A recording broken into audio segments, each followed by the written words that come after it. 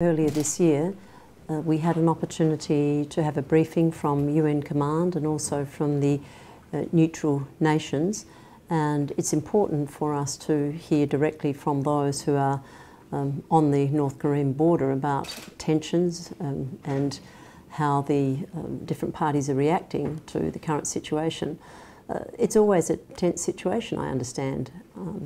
65 years on, the Korean War is still alive in the minds of many people.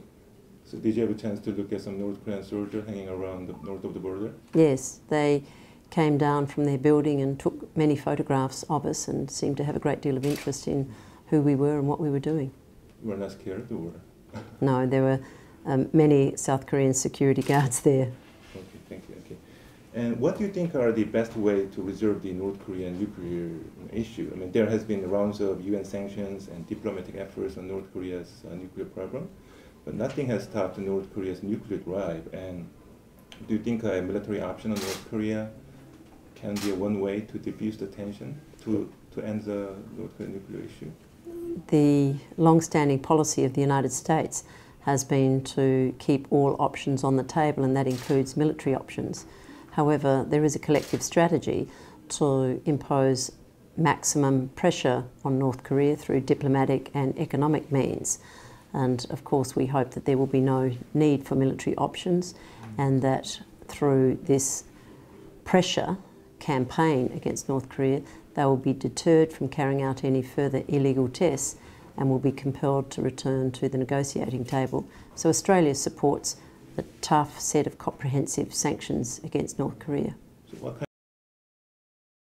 of sanctions? We are supporting and implementing the UN Security Council mandated sanctions. We have also imposed our own regime of autonomous sanctions against 37 individuals and 31 entities that we believe are connected to North Korea's illegal missile and nuclear weapons programs. And we're working with other countries, including with South Korea, to ensure that maximum pressure is brought to bear on North Korea. Yeah, citizenship, being elected, and I heard that it just ended. No, the court has reserved its decision after a number of days of hearing, and so the Australian government will await the outcome of the hearing and wait for the court to hand down its decision. And what's your personal view on that constitutional ban? Do you think that that's outdated? Or well, it's a matter for the High Court. Our constitution is interpreted by the High Court, and that's why we took the case to the High Court so that they could provide clarity around this section of the constitution. Okay. Well, it hasn't posed a threat to the government. We have referred these cases to the High Court for clarification around the meaning of Section 44 of the Constitution, and we will respect and abide by the decision of the court. Well, I believe the United States has a strategy that is shared by a number of nations, including Australia, and that is to ensure that maximum economic pressure is placed on North Korea, and that includes from China.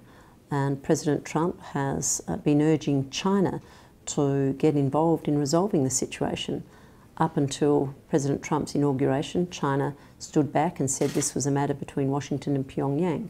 But we now see, as a result of President Trump's urging and the urging of other nations, that China is taking a more active role. And we welcome the fact that China is now fully implementing the UN Security Council resolutions, and that China and Russia joined with the other permanent members of the Security Council in imposing the toughest and most comprehensive set of sanctions against North Korea to date.